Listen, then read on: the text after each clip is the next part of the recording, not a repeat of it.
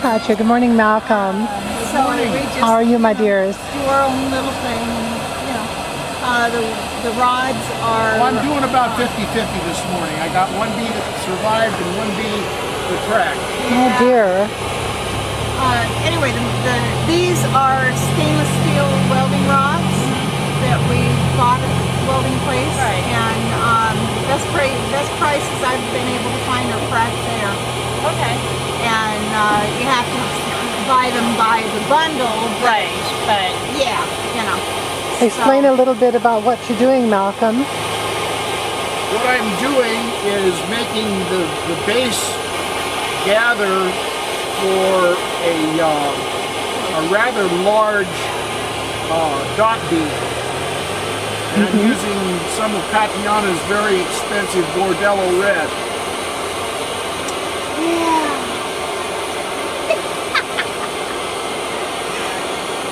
And keep that off. You're just gonna have to learn.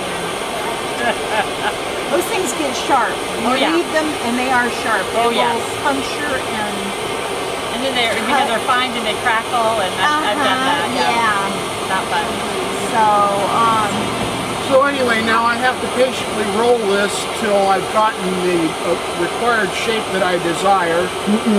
And I may bias it with a marver so that when I've got it to that oval shape and well distributed, then I can start taking this or maybe even a stringer of the same color and start doing little dots radially around it. Your decoration around it.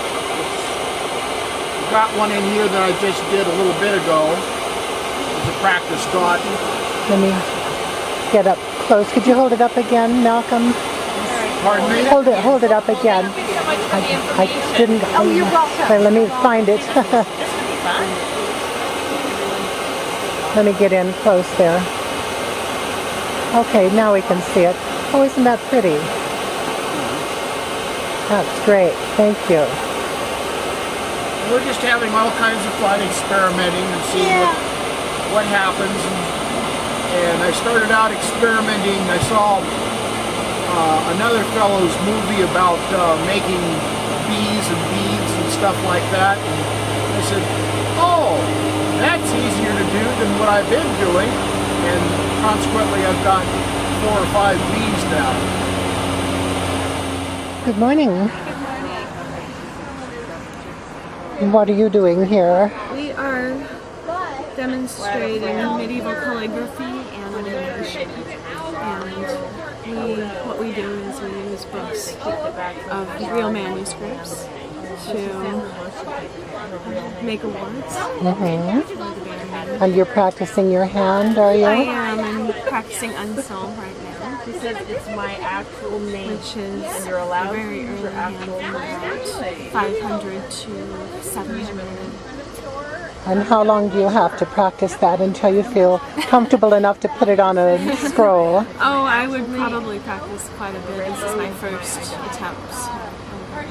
Well, you're doing very well. I like to Does the gridded painting paper, part. the gridded paper helps you Yes. keep your letters even? Yes. Wonderful. Well, you're doing beautifully. Thank you. And what have we got going on over here? What are you guys up to? Painting Hi. underglaze onto pottery. I'm It's painting been fired already. stuff. Oh, you're painting. She's Beautiful. illuminating pottery. Because I Illuminating got tired of doing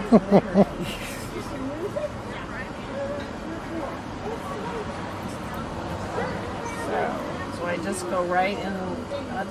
What if I just do a dot, or does it have to be totally filled in? No, whatever you don't fill in will be white. It will be shiny white. I'm gonna do that. Lovely little white pots.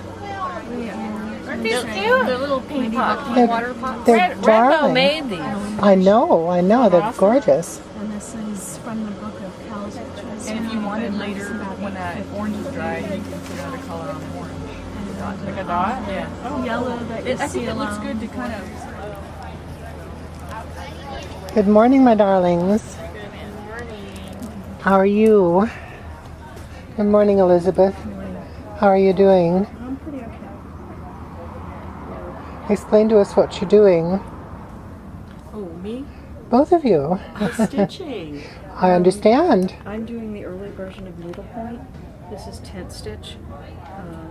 And this is a painted canvas, so it looks more finished than it actually is. Only this part here and this part along the bottom have been stitched. Get very close to see.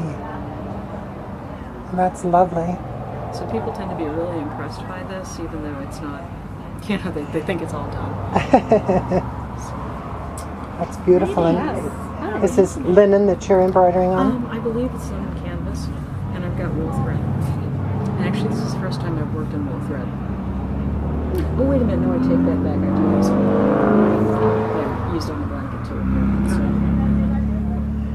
Well, that's going to be a gorgeous piece. What are you going to do with it when it's done? Well, I'm going to give it back to her because it's a kit from her shop. So she's going to have it. Oh, you're doing it displayed. as a sample for a display piece. Display piece.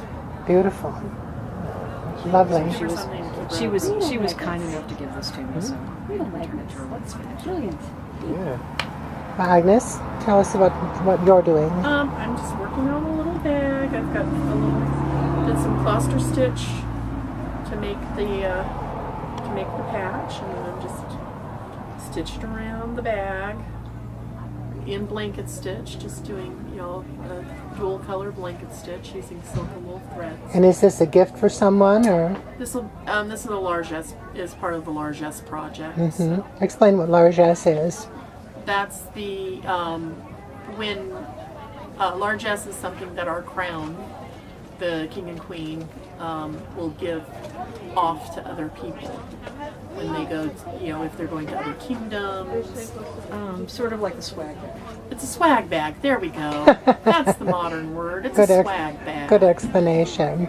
So we're just having fun putting it together, and I like this stitch here. It takes a little bit of time, but I like it because it doesn't waste your wool, which can sometimes be a little on the pricey side. How do you do that? Well, you can come and take a look. This is a piece of painted canvas. See, it's painted, so I know which color goes where. This is Ralphie, the be part that's been nice. stitched. So, Shush, Ralph. Thank you. It's all right. It's okay. She's fine. Okay, from far away, it looks like you had done that all. Yes, it does. And people tend to be very impressed by that, but it's not finished. Not finished. Yeah, no, this is painted. This is stitched. And then it's not. So it's really just very little.